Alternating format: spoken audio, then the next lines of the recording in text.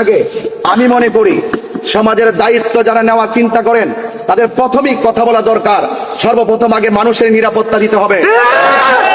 আমরা দেখেছি বিগত দিনে প্রকাশ্যে যখন আমার ভাই উসমান হাদি বন্ধু বান্ধব নিয়ে রাস্তা দিয়ে যাচ্ছেন, তার মাথায় গুলি করা হয়েছে। সে আজ আমাদের কাছ থেকে দুনিয়া থেকে বিদায় হয়ে গেছে। আজকে 2টায় তার ঢাকাতে জানাজা হবে। আমরা আজকে এই মাজার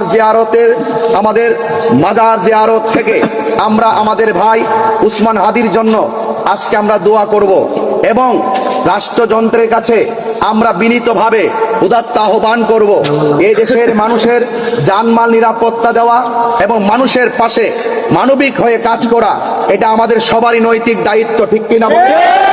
আমরা হারিয়েছি আল্লামা শহীদ ফারুকীকে, আমরা হারিয়েছি মসজিদের ইমাম আল্লামা রইসউদ্দিনকে, আমরা হারিয়েছি খাজা বাকি বিল্লাহকে, আমরা হারিয়েছি শহীদ লিয়াকতকে, আমরা হারিয়েছি আমাদের শহীদ আবুল হোসেন আকুল মিয়া ভাইকে, আমরা হারিয়েছি শহীদ জিতু ভাইকে, আমরা হারিয়েছি আমাদের এই সদ্য আমাদের উসমান হাদিকে।